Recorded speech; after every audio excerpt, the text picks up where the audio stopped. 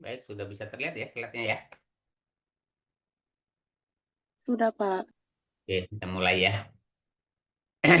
Alhamdulillah kita masih eh, diberikan umur ya untuk mengikuti atau melaksanakan kuliah eh, katalis dan absorben untuk pertemuan terakhir ya untuk tatap muka. Nanti untuk UASnya eh, seperti yang udah dikatakan bahwa nanti berupa review artikel ya. Jadi Anda lanjutkan yang kemarin tugas UTS-nya itu ya, dibuat yang paling terbaik lah gitu ya.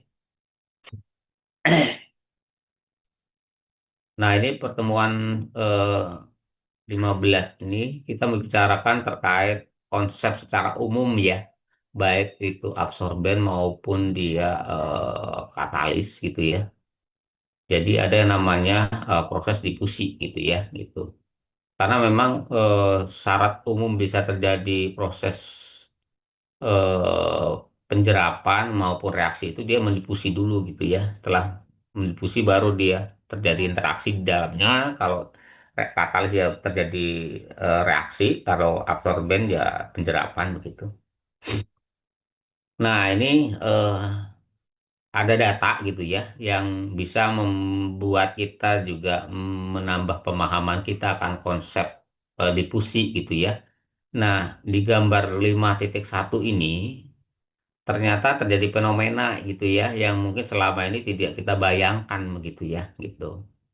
Ya kita anggap ya kalau sudah suhunya dinaikkan ya difusinya meningkat gitu ya dengan alasan konsep karena densitasnya turun, viskositasnya turun gitu ya. Ketika viskositas turun maka turbulensinya meningkat dengan kondisi yang sama gitu ya.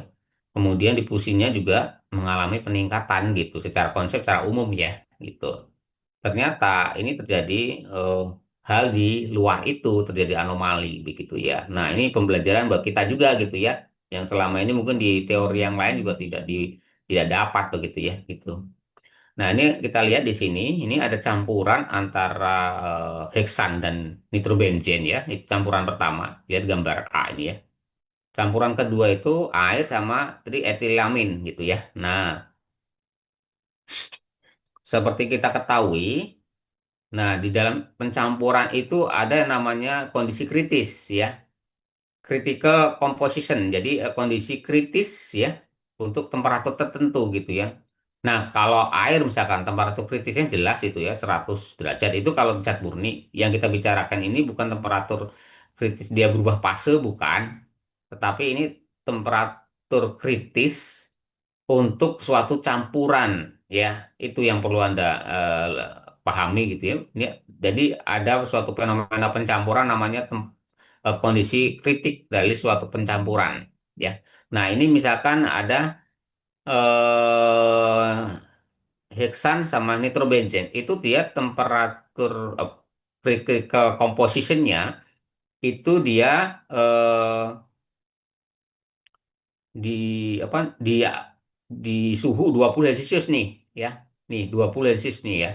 Nah, kemudian air sama trietilamin itu komposisi kritisnya, temperatur kritisnya adalah 18 Celcius ya, gitu. Nah, ini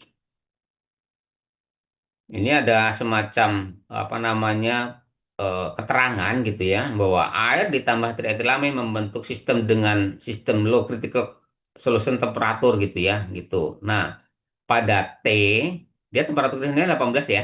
Pada T kurang dari 18 Celcius, air dan etilamin itu membentuk campuran, ya. Campuran tidak terlalu tapi sempurna dia berupa emulsi begitu ya. Nah, berupa emulsi itu air sama trietilamin, ya. Kalau nitrobenzen sama nitrobenzen sama heksan itu dia kurang dari 20 Celcius ya, 20 Celcius. Kemudian pada T lebih besar dari 18 Celcius, campuran tersusun dua fasa, ya. Jadi dia antara air sama si trietilamin itu dia kalau suhunya 18 Celcius itu dia akan memisah. Kalau dia kurang dari 18, dia akan berbentuk miscible atau campuran. Dia bisa seolah-olah terhomogenasi, tetapi dia berupa emulsi gitu ya, butiran-butiran kecil gitu ya. Jadi seolah-olah dia tercampur sempurna gitu. Itu miscible begitu ya gitu. Nah, itu seperti itu. Nah, Anda lihat ketika yang B ini, yang B ya. Nah, dia dilakukan pada suhu 0 sampai sekitar berapa ini? 18-an kali ya, 18. Nah, dia awalnya naik dari suhu 0 ini sampai suhu kurang lebih 8 ya, 10 ya, 10 Celcius dia naik tuh. Dengan dinaikkan suhunya, proses difusi campuran antara air sama trietilamin itu mengalami peningkatan. Ya. Nah, ketika dia terus bergerak ke arah suhu pada 18 Celcius mendekati kondisi kritisnya. Nah, itu pergerakan molekuler di dalam campuran ya, itu dia menjadi mengalami perubahan ya. Jadi boleh dikatakan kalau kalau di apa namanya konsep Renault itu dia ada turbulensi transisi lah ya. Nah, ini juga transisi dia. Jadi dia mulai transisi kan, tapi belum belum menjadi dua fasa, baru mau menuju dua fasa, ya mau menuju dua fasa gitu ya. Karena kan tadi dikatakan bahwa kalau T-nya kurang dari 18 dia masih bercampur sempurna, tapi sudah menuju ke titik kritisnya. Nah, itu sehingga pencampuran menjadi terganggu. Nah, ketika pencampuran menjadi terganggu gitu ya, menuju ke arah dua fasa gitu ya, sehingga proses difusi dari campuran air dan trietilamin itu juga akan terganggu difusi menuju dari badan cairan ke posisi adsorben atau katalis gitu ya gitu. Ibarat Anda misalkan berinteraksi dua orang, Anda masih ada masalah di antara keduanya gitu ya, maka boleh dikatakan nanti Anda itu nggak akan bergerak-gerak dari sisi itu karena Anda masih misalkan masalah kan, gampangnya begitulah ya gitu. Jadi terganggu dia. Nah, kenapa di yang gambar A ini naik terus? Karena dia udah melebihi, sudah apa namanya, eh di atas dari kondisi kritisnya, sehingga dia boleh dikata pencampurannya itu sudah oke lah ya gitu. Sehingga ketika suhu dinaikkan, dia ya diikuti dengan peningkatan difusivitas begitu ya gitu. Itu yang gambar A. Jadi, dengan informasi data ini, kita menjadi perlu suatu tindakan kehati-hatian gitu ya. Kalau melakukan suatu pencampuran fluida, ya, khususnya fluida yang tidak terlarut secara langsung. Jadi terlarutnya itu hanya karena turbulensi, ya. Seperti misalkan contohnya minyak sama air itu kan tidak bercampur secara secara konsep ya. Tetapi kalau diaduk pada kecepatan tertentu dan suhu tertentu, maka dia akan membentuk suatu laruan miscible namanya ya. Jadi dia itu seolah-olah tercampur, tapi karena sebenarnya tidak. Jadi dia itu membentuk butiran-butiran kecil yang teremulsi ya. Nah, itu seolah tercampur. Sebenarnya tidak itu. Gitu ya, gitu. Begitu pengadukannya didiamkan, bisa lagi atau suhunya dinaikkan, dia ya apa namanya? Misah misalkan begitu ya. Nah, seperti itu. Itu adalah boleh dikatakan campuran yang miscible begitu ya, gitu. Tapi kalau campuran-campuran yang tercampur sempurna, misalnya ya, seperti misalkan apa ya, asam stat sama air misalkan, nggak akan berlaku seperti ini. Fenomena ini nggak akan terjadi ya. Jadi fenomena-fenomena seperti ini kalau campurannya itu miscible begitu ya gitu. Itu yang perlu digarisbawahi. Jadi ketika nanti Anda bekerja di situ ada proses pencampuran dan memang harus dilakukan pencampuran walaupun sebenarnya zat tersebut tidak saling larut ya. Jadi kelarutannya ada pencampurannya bisa terjadi karena kecepatan pengadukan dan suhu, maka fenomena-fenomena ini akan terjadi. Dan itu Anda harus hati-hati gitu ya. Itu yang perlu dipahami.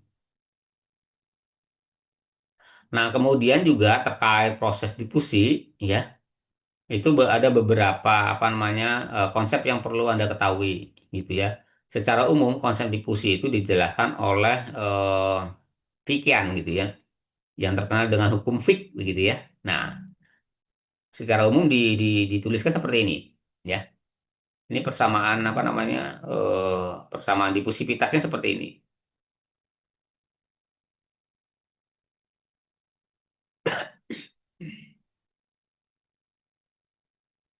Nah, seperti ini ya. Ini porositasnya, ya. Ini difusi eh, molekulernya. Ini adalah apa? Delta konsentrasi dari badan cairan ke permukaan luar katalis atau absorben ya. Kemudian di doek ini adalah tebalnya lapisan film, ya. Nah, untuk menurunkan doeknya ini itu bisa dilakukan dengan cara pengadukan, ya. Itu langkah efektif untuk memperkecil si doeknya ini adalah uh, dengan cara melakukan pengadukan, ya. Kemudian ini disebut dengan difusi eksternal, ya. Kalau difusi eksternal, difusi ini difusi eksternal ya. Kalau difusi internal itu nanti kita menggunakan yang namanya dengan difusi efektif gitu ya, gitu difusi efektif. Nah, untuk difusi molekuler gitu ya atau por difusi, nah berlaku konsep ini ya, nih por difusi ya. Nah, di ini adalah difusi apa namanya molekulernya ya, difusi molekulernya. Nah, ini kalau dia masuk ya dibagi dengan turtositinya. Turtosity itu adalah rasio antara jarak aktual dibagi dengan jarak terpendek di antara. Jadi begini, kalau di folder itu kan begini ya. Nah, ini jarak aktualnya kan ini ya. Nah, ini jarak aktual. Jarak terpendeknya kan ini ya. Nah, gitu. Jadi memang di dalam katalis atau absorben itu tidak lurus begini, tidak. Ya, ada yang berisolasi begini karena namanya juga barang alamiah ya, gitu. Nah, bisa jadi begini bentuknya, ya. Jadi ini adalah apa namanya luas satu, luas dua. Nah, ini kan kalau seperti ini kan boleh dikatakan begini bentuknya ya, atau ini juga begini kan, gitu, belok ini ya, gitu. Nah, itu disebut dengan tortuosity, ya, gitu. Jadi jarang yang eh, lorong daripada katalis atau absorben tuh lurus begini itu, lurus ya, seperti jalan gitu jarang. Biasanya melekuk-lekuk begini, nama juga kondisi alamiah ya. Nah, seperti itu.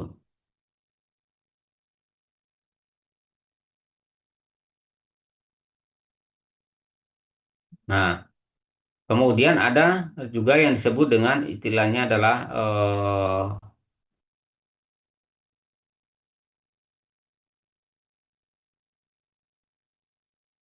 porositas ya. Kemarin kalau porositas kita udah hitung ya, temuan yang lalu itu adalah volume dari suatu absorben atau katalis gitu ya, dibagi dengan, maksudnya volume kosong ya, dibagi dengan volume total ya, volume kosong dan volume eh, non kosongnya atau padatannya ya, gitu. Kemudian apa namanya ada namanya kontriksi faktor gitu ya. Nah, seperti itu.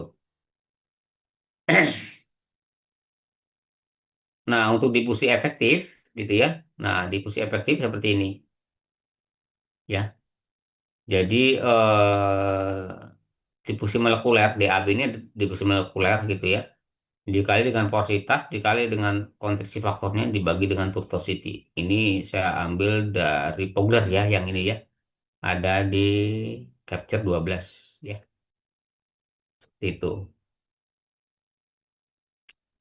Jadi kalau ilustrasinya kan begini ya. Nah, ini ke sini itu namanya difusi eksternal. Eksternal ya, eksternal. Nah, itu biasanya mengacu ke hukum fik, ya, hukum fik. Nah, kalau masuk ke sini, itu difusi internal namanya, ya. Nah, di sini sudah pakai difusi efektif, yang ini, ya. Nah, itu dia ini diganti dengan biasanya kalau difusi efektif ya, difusi internal, sorry, ini di R, di R sini. Dia apa jari-jari si atalis atau absorbennya. Jadi ada dua cara untuk mempercepat suatu laju difusi. Pertama, untuk supaya mempercepat laju difusi eksternal, dia hambatannya adalah lapisan film. Bisa dieliminasi dengan pengandukan atau laju cair fluidanya kalau dia apa namanya di suatu proses yang kontinu. Kalau untuk yang non kontinu seperti bed itu diaduk. Iya bed ya, gitu. Itu diaduk. Nah, kalau kontinu dia dinaikkan kecepatannya gitu kan, harapannya renolnya naik kan gitu ya. Nah, kemudian kalau kalau yang eh, internal itu dengan cara memperkecil ukuran si apa namanya absorben atau katalisnya sehingga R-nya akan lebih kecil. Ketika R-nya lebih kecil maka difusi efektifnya akan meningkat begitu ya gitu.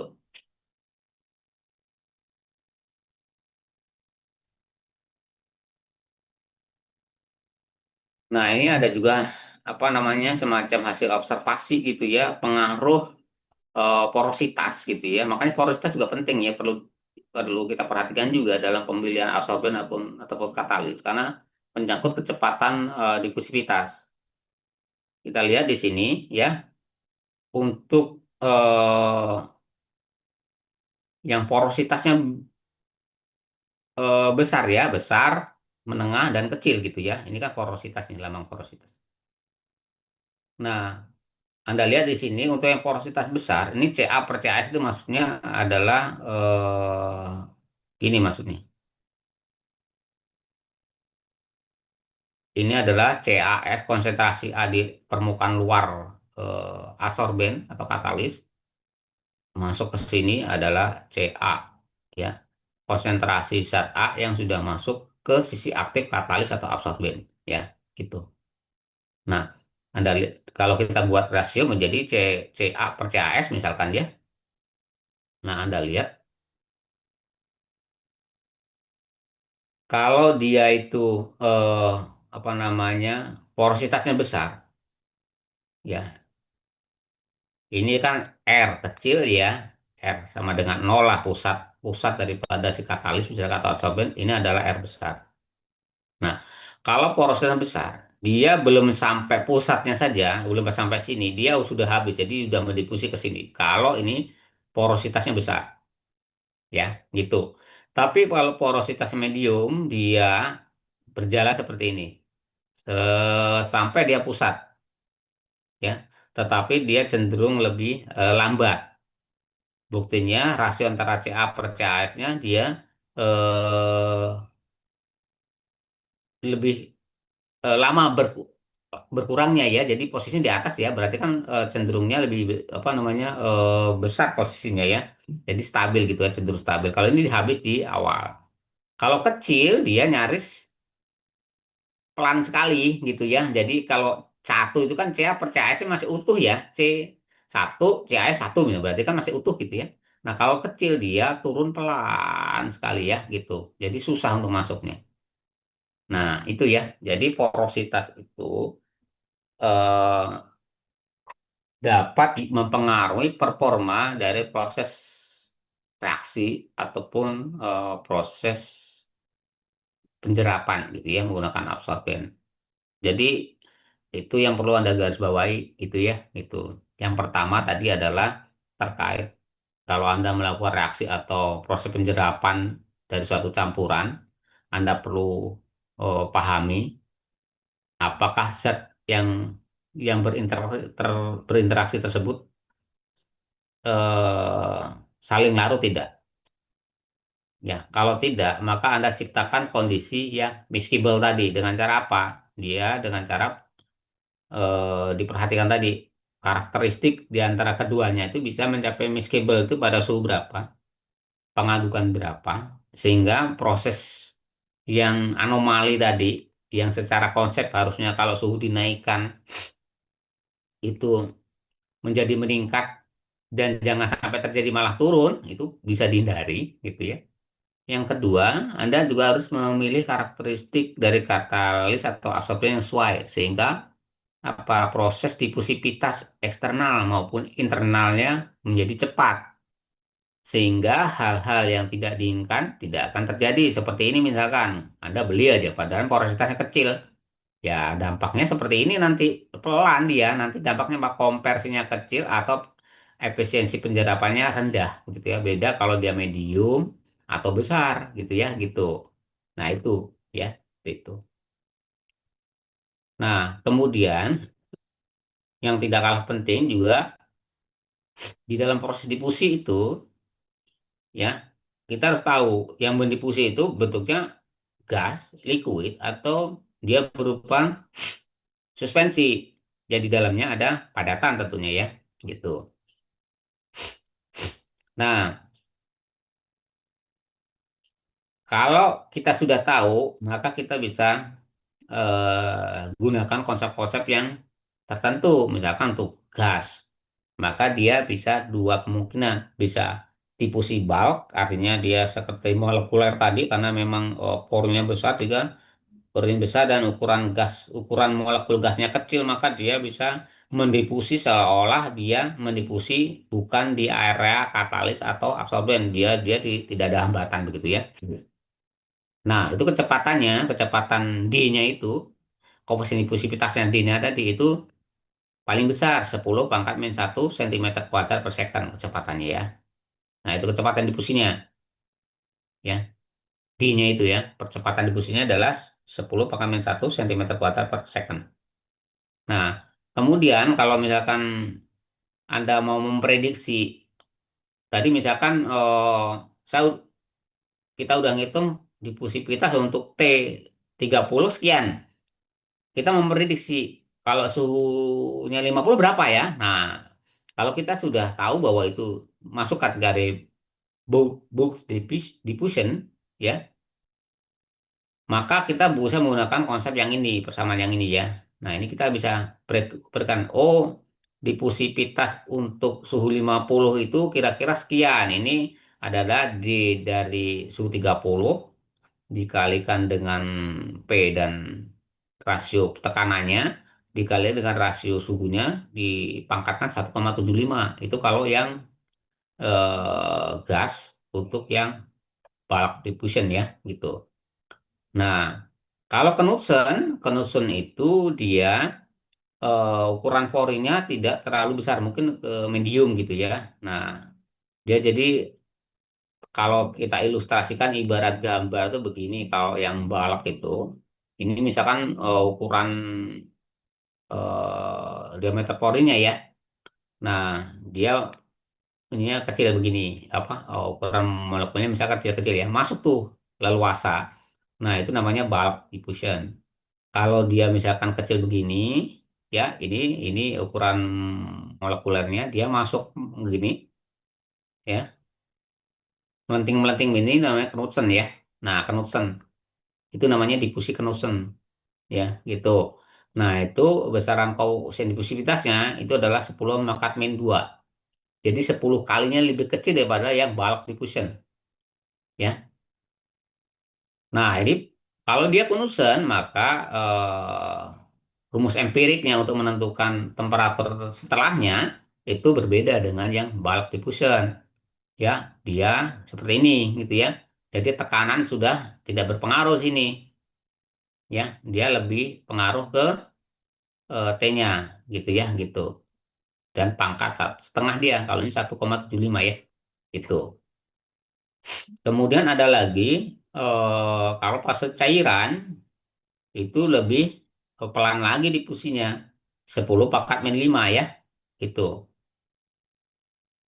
Kenapa lebih lebih pelan? Karena di cairan itu masih terjadi interaksi antara molekuler di fluidanya itu gitu ya. Kalau gas itu kan dia molekulnya sudah terpisah-pisah ya gitu, sehingga dia lebih cepat. Jadi seolah dia berdiri sendiri itu si molekul masuk blus blus blus gitu ya.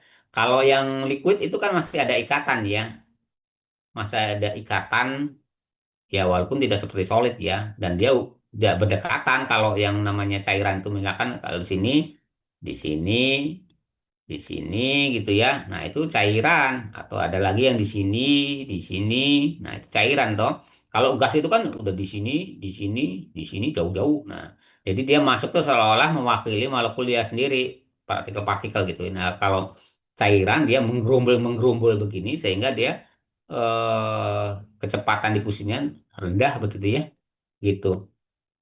Nah, itu untuk cairan gitu ya, gitu. Nah, itu persamaan empiriknya ini dia dipengaruhi oleh viskositas sama suhu ya, gitu. Kalau yang dua tadi tidak ada viskositas, gitu ya. Kemudian untuk dipuji solid, padatan. Maksudnya dia berbentuk suspensi gitu ya. Jadi kan di dalam suatu misalkan suspensi itu kan ada cair, ada padat yang tercampur ya, namanya suspensi. Nah, ini mendifusi. Itu 10 pangkat minus 9 lebih pelan lagi kalau padatan ya gitu. Nah, kemudian rumus empiriknya itu dipengaruhi energi, namanya energi difusivitas. Ya, energi aktivasi difusivitas nih ya. Energi aktivasi difusivitas.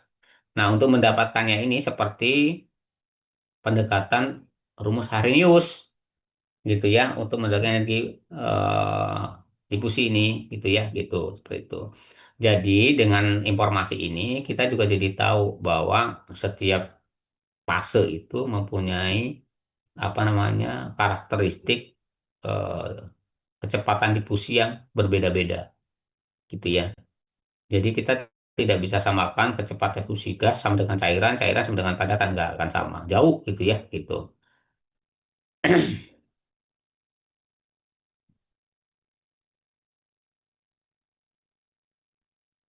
Nah, untuk terkait dengan energi aktivitas tadi yang dijelaskan ini ya, yang dilingkari ini, itu didekati dengan pendekatan rumus seperti persamaan Arrhenius.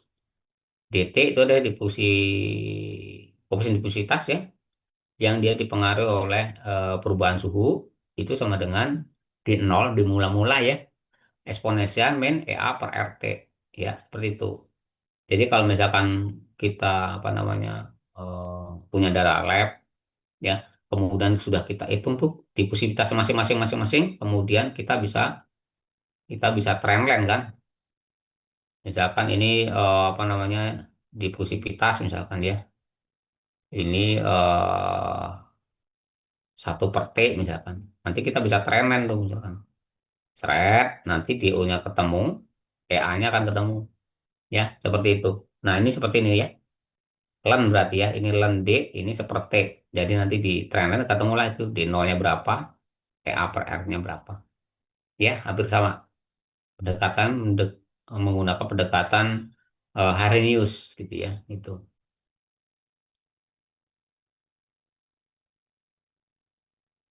Ini sebenarnya reka-reka saja ya, karena eh, korelasi langsung koefisien difusivitas terkait dengan energi aktivasi suatu difusivitas itu belum ada gitu ya. Secara resminya belum ada, sehingga banyak peneliti dan ilmuwan itu mendekati dengan pendekatan seperti persamaan Arrhenius begitu ya, seperti itu. Nah, ini ada beberapa data gitu ya terkait dengan koefisien difusivitas suatu campuran begitu ya, dan kemudian juga ada konstanta Smith-nya. Jadi kalau misalkan kita mau menghitung begitu ya, berapa sih kecepatan difusivitasnya gitu ya, karena kan kalau kecepatan difusi itu Kc ya, Kc sama dengan DAB dikalikan dengan apa namanya, DAB dikalikan dengan Sherwood per ini diameter katalis atau absorbennya. Nah, di abinya kita udah punya. Nanti tinggal dicari itunya apa namanya ukuran partikel atau katalisnya. Kemudian nanti bisa di apa namanya dicari Sherwoodnya. Sherwood itu dia fungsi semit ya. Bilangan semit. Nah, nanti ketemu tuh Kc-nya. Ya. Kan kalau kecepatan diffusivitas biasanya dilambangkan dengan dc per dt sama dengan Kc Ca. S min Ca ya. Cas min Ca itu identik dengan dc ya. Nah, Kc itu berbanding lurus dengan difusi koefisien difusivitas dibagi dengan lapisan filmnya begitu ya, seperti itu. Nah, ini ada datanya untuk beberapa zat ya. Anda kalau misalkan eh, mau menghitung atau mempelajari fenomena difusivitas, ya kalau misalkan berhubungan dengan data-data yang ada di tabel ini enak begitu ya. Tapi kalau tidak ada, Anda harus cari dulu itu menggunakan konsep yang persamaan Arrhenius tadi, ketemu dA-nya, ya baru bisa menentukan kondisi-kondisi yang lain. Nah, ini tapi ada syaratnya ya. Ini di dalam tabelnya berlaku kalau dia campuran tersebut SA-nya itu sama dengan sampai dengan satu atau SB-nya sama dengan satu. Artinya eh, yang angka ini angka ini berlaku kalau campurannya SB-nya sama dengan satu. Kalau SA-nya sama dengan satu, maka kita yang pakai yang ini begitu ya, gitu. Rentang-rentangnya ada sendiri.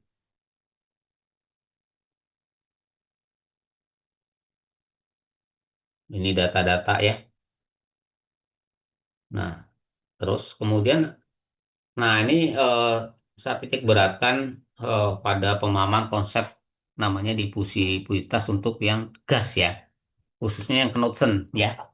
Karena ini jarang difokuskan, kadang-kadang di dalam pembelajaran proses di apa di reaksi kimia, padahal itu penting ya konsep difusi Knudsen itu, karena seringkali dalam realitasnya itu untuk difusi gas itu terjadi pada kondisi mengikuti pendekatan Knudsen gitu ya, jarang yang eh, molekuler, artinya dia bergerak bebas tanpa seperti tanpa hambatan gitu ya, gitu, jarang. Seringkali dia mengikuti fenomena Knudsen. Nah, ini ya untuk difusi gas gitu ya, ternyata Kopman dan Enskog ini sudah menemukan suatu fenomena tertentu ya berdasarkan pendekatan teori kinetik. Jadi di dalam suatu suatu molekuler itu ya, molekuler senyawa gitu ya, senyawa misalkan campuran tertentu gitu. Nah, itu kan dia molekuler itu bergerak ya. Kalau suhu yang dinaikkan maka pergerakan molekulernya akan meningkat.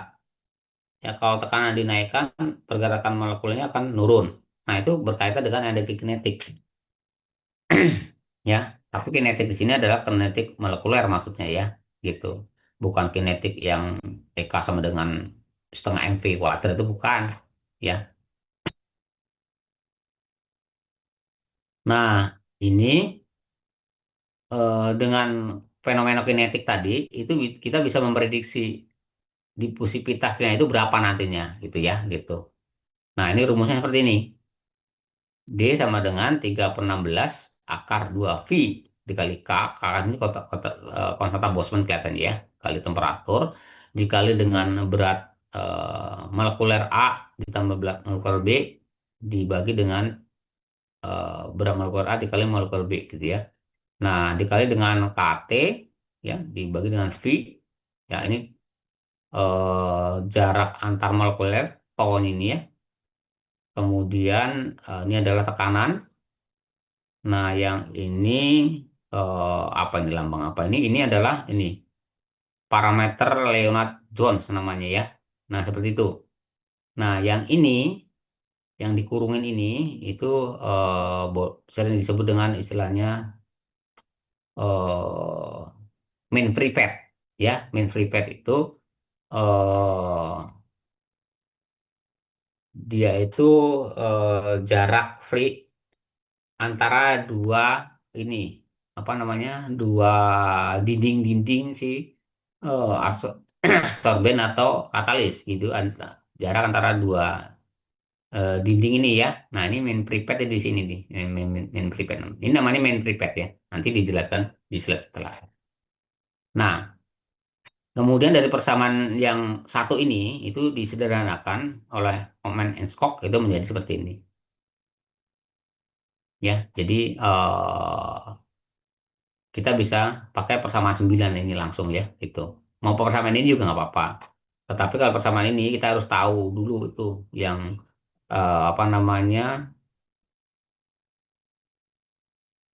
K-nya berapa dan seterusnya ya. Tapi K itu kan konstanta ya. Konstanta Boltzmann itu ada angkanya lah pasti gitu ya.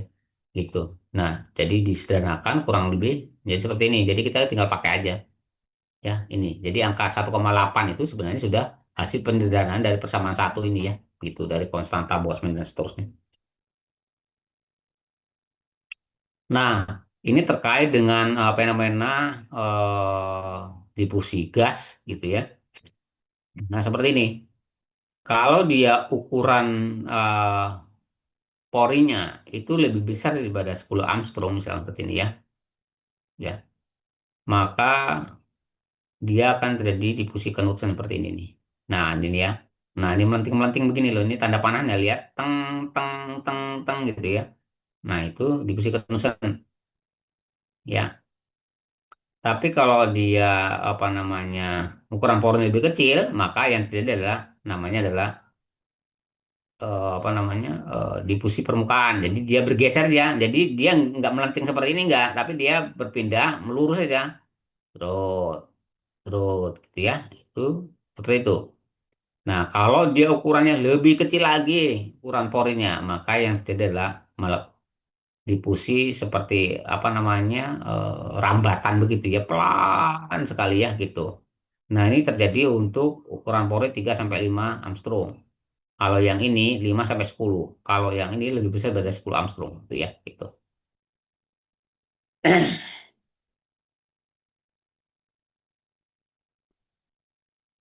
Nah, ini ya. Ini adalah main prepaid tadi ya. Nah, ini penjelasannya nih ya. Tau AB ini apa gitu ya. Jadi diameter molekul efektif campuran AB. Jadi jarak antara apa namanya molekul A dan molekul B gitu ya, gitu. Kemudian ini adalah tadi ya konstanta tadi itu tekanan dan ini rasio antara konstanta Boltzmann dikali waktu per tekanan ya, gitu. Nah, secara umum kalau tekanan naik, maka kerapatan molekulernya akan naik, ya. Kalau kerapatan molekulernya naik, maka akan terjadi peningkatan tumbukan antar molekulernya, sehingga difusinya akan menurun karena cenderung dia akan membentuk suatu gerombolan-gerombolan gini kan. Nah, jadi dia menurunkan difusivitas, ya. Kemudian diameter ukuran besar, tumbukannya cenderung lebih banyak dan D-nya juga mengecil gitu ya. Nah, itu yang perlu Anda pahami gitu ya.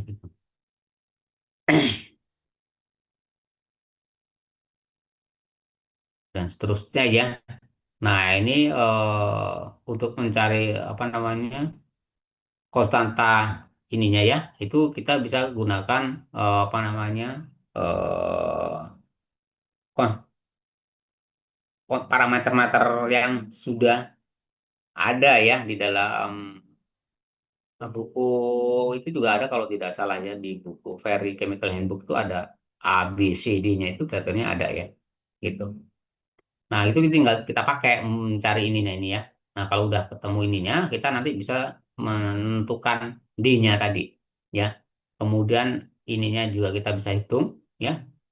Kemudian ini atau A atau B-nya kita bisa tentukan, ya. Di tabel juga ada kalau tidak salah ya.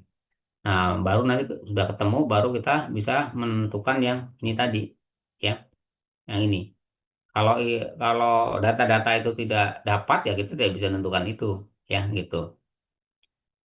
Jadi kita tidak bisa menentukan d satu 2 nya ini berbasis teori kinetik. Ya, makanya seringkali banyak peneliti gitu ya, karena memang tidak punya data-data seperti ini, dia lebih baik berbasis itu tadi, yang seperti ini tadi lebih gampang. Yang ini. Ya prediksi menggunakan konsep ini aja, gitu ya, gitu. Kalau ini terlalu molekuler sekali dan terlalu termodinamika sekali gitu ya, gitu. Tapi kalau misalkan datanya tersedia, ini sangat membantu bisa memprediksi dengan banyak kondisi operasi yang berbeda gitu ya, dan kecenderungan tingkat validasinya cukup tinggi yang ini karena ini molekuler gitu ya. Tapi memang sulit di awal gitu ya. Gitu.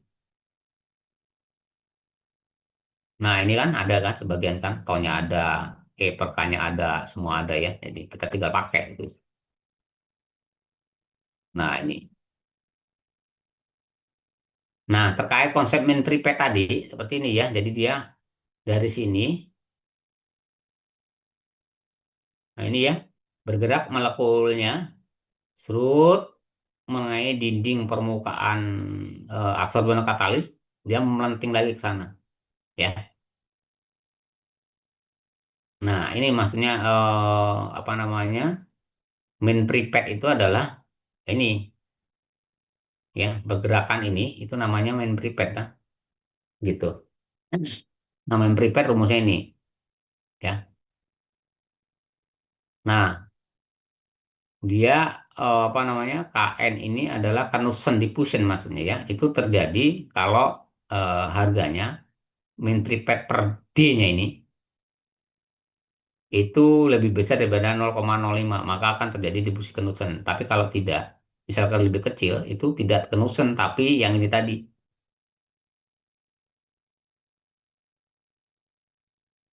Nah ini, yang ini nanti surface diffusion namanya, bukan Knudsen ya. Knudsen itu terjadi dengan syarat kalau KN-nya itu lebih besar daripada 0,05, itu Knudsen ya gitu. Kalau kita sudah tahu Knudsen, maka kita bisa gunakan untuk memprediksi kondisi setelahnya, misalkan suhu dinaikkan, kita bisa menggunakan pendekatan yang ini.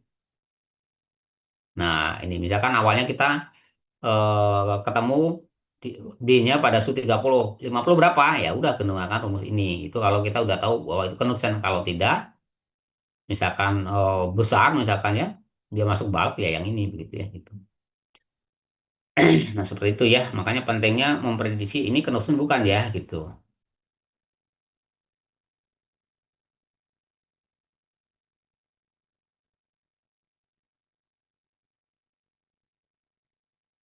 Nah, kemudian kalau sudah tahu misalkan difusi Knudsen ya, untuk memprediksi difusi efektif Knudsennya bagaimana? Ya sudah, kalau udah ketahui difusi Knudsennya kan ini rumusnya misalkan ya menggunakan ini.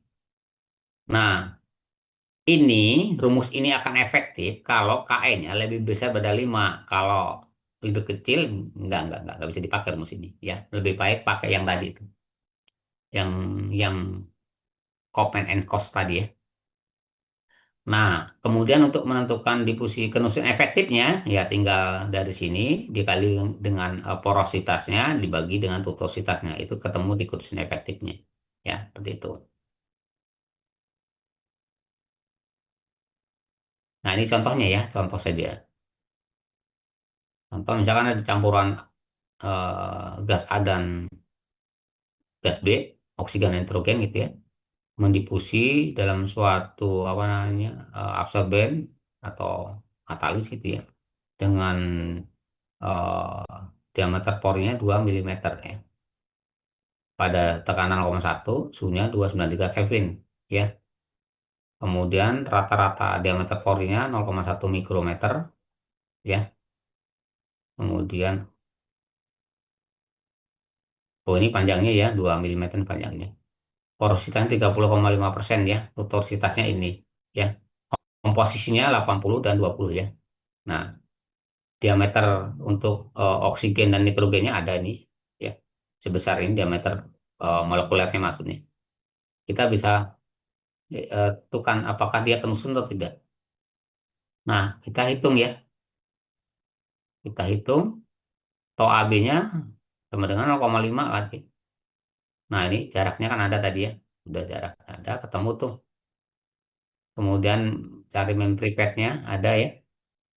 Di angka-angka sudah ada, kontak postman ini. Suhunya ada, datanya ada semua lah pokoknya. Dari soal tadi ada semua. Ketemu memory prepaid-nya ini. Ya. Kan usut number itu syaratnya lebih besar 0,05. Min preferred per D-nya itu harus lebih besar 0,05. Setelah kita hitung ternyata ya 6810 itu dari sini toh ini dibagi 1000 ya. Diameternya tadi 1000 kan tadi ya. 0,1 mikrometer 1000 Armstrong ya. Nah, itu ketemu 6,81 ya.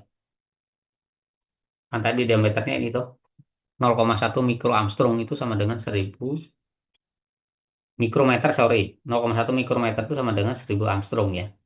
Jadi ketemu 6,81. Jadi lebih besar daripada 0,05. Maka bisa dipastikan bahwa campuran oksigen dan eh, nitrogen tadi yang mendifusi ke dalam suatu absorben atau katalis dengan diameter 0,1 itu adalah mengikuti konsep Knudsen ya. Nah, saya Knudsen berat ini karena KN-nya lebih besar dari 0,05. Nah, karena tadi KN di sini eh, rumus ini itu bisa dipakai untuk KN lebih besar dari 5 dan KN yang di sini adalah 6,81, kita bisa gunakan rumus yang ini bersama 1,5 strip 4 ini. Ya, masukkan ketemu diffusi Knudsennya berdasarkan prediksi rumus yang tadi adalah 0,147 cm kuadrat per second itu diffusi Knudsennya ya. Nah, diffusi efektifnya ya sudah, Knudsennya ada, porositasnya ada dari soal, porositasnya ada, ketemulah nih diffusi Knudsen efektifnya. Nah, kalau sudah, maka kita bisa prediksi kecepatan difusinya gimana gitu, laju difusinya gimana. Ya udah, difusikan apa namanya efektifnya ada, tekanannya eh disebutkan nggak di sini tadi di soal 0,1 cara umum ya. Nah, 0,1 itu apa namanya apa tekanan totalnya. Kita hitung dulu tuh ya apa namanya tekanan untuk masing-masing zatnya tadi tekan parsial ya. Nah, 0,1 dikalikan dengan 80% 20% kan. Jadinya kan ini toh. Nah, ini 0,8 sama 0,2 ya. Nah, jadi dia ketemu 1,274 kali 10 3 nih di laju difusivitas ya. Begitu ya. Contoh penggunaan terkait rumus empirik daripada laju difusi gitu ya untuk gas yang mengikuti difusi Knudsen gitu ya. Nah, kemudian kalau cairan bagaimana? Ah, beda lagi kalau cairan ya. Bisa ngikuti eh, persamaan Eyring namanya ya. Nah, ini rumusnya ya. Rumusnya ini. Kemudian ada syaratnya juga. Kalau rasio V2/V1 gitu ya, itu lebih kecil atau sama dengan 1,5, maka di satu duanya bisa menggunakan persamaan ini. Ini ada persamaan umum ya, yang satu ini persamaan umum. Tapi ada kasus kalau misalkan rasio V2/V1-nya ini seperti ini, kita bisa gunakan persamaan dua. Kalau lebih besar bisa persamaan tiga gitu ya. Tapi yang persamaan satu itu persamaan umum ya gitu. Seperti itu ya. P1 ini adalah ini ya volume solut, ini volume solvent. Jadi misalkan ada campuran A dan B. Nah, kalau volumenya itu rasionya seperti ini, kita bisa pakai persamaan dua, rasio seperti ini, pakai persamaan tiga, ya seperti itu. Nah, nanti kalau sudah ketemu ya sudah gunakan pendekatan atau prediksi yang kondisi berubah temperaturnya itu ya gunakan pendekatan yang ini tadi. Ya ini itu cairan toh. Nah, ini begitu ya. Jadi eh, terkadang kita harus banyak baca-baca gitu ya. Kadang-kadang memang apa namanya sulit ya untuk memprediksi koefisien diffusivitas karena memang molekuler sekali itu. Maka kita juga harus banyak membaca buku-buku atau jurnal-jurnal yang eh, dia membahas terkait fenomena molekuler gitu. Sehingga data-data yang kita perlukan dapat gitu ya. Gitu. Nah, ini ada data-data itu ya terkait difusivitas itu cairan berapa berapa itu ada semua di sini. Nah, ini estimasi untuk difusi cairan ya. Itu sumbernya jurnalnya itu ya. Dari data-data yang ini tadi dan rumus-rumus yang ini, rumus ini, data ini itu saya ambil dari jurnal yang judulnya estimasi liquid diffusivity gitu ya, gitu. Nah, kalau di buku apa namanya, buku BERT ya, untuk memprediksi koefisien diffusivitas itu kita bisa menggunakan pendekatan persamaan bilik kecang namanya di buku BERT itu ya, yang transfer fenomena itu ada di bab 17 nih ya. Itu di transfer fenomena itu bisa kita gunakan juga gitu ya, gitu. Tapi ini untuk cairan ya, cairan. Jadi kalau ini kan apa namanya, rumus lama yang ini tadi ya, yang ini nih, ini juga bisa dipakai. Kalau nggak mau pakai yang ini, nggak mau ribet misalkan ya, karena ada syaratnya case 1 case 2 ini, nggak pakai ini, biar kecang juga nggak apa-apa, gitu ya, pakai ini boleh ya. Nanti Anda baca sendirilah terkait yang ini ya, bil kecang karena ada di buku buat ya. Ini ada contohnya juga. Nah, mungkin itu aja ya untuk pertemuan kali ini gitu ya. Kita sudah memperdalam terkait konsep difusi dan reaksi gitu ya. Yang perlu Anda pahami tadi fenomena-fenomena yang terjadi yang mungkin tidak terpikirkan sebelumnya oleh Anda gitu ya, sehingga harapannya menambah wawasan untuk Anda gitu ya, untuk lebih berhati-hati dalam mengambil suatu tindakan ketika melakukan suatu aktivitas yang berkaitan dengan proses reaksi dan proses absorpsi begitu ya gitu. Oke, ada yang tanyakan sampai sini? Mangga, bisa dipahami? Dari saya cukup, Pak. Cukup ya.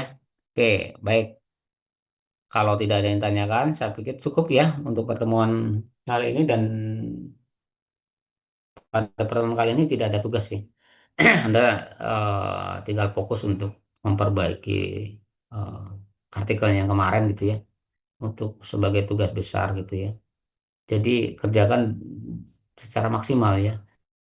Kemudian juga tugas-tugas sebelumnya kalau misalkan masih perlu direvisi karena tidak sesuai dengan pertanyaan, silakan disisipkan aja nggak apa-apa. Ya, mumpung belum dinilai, kalau udah dinilai mah nggak bisa nanti.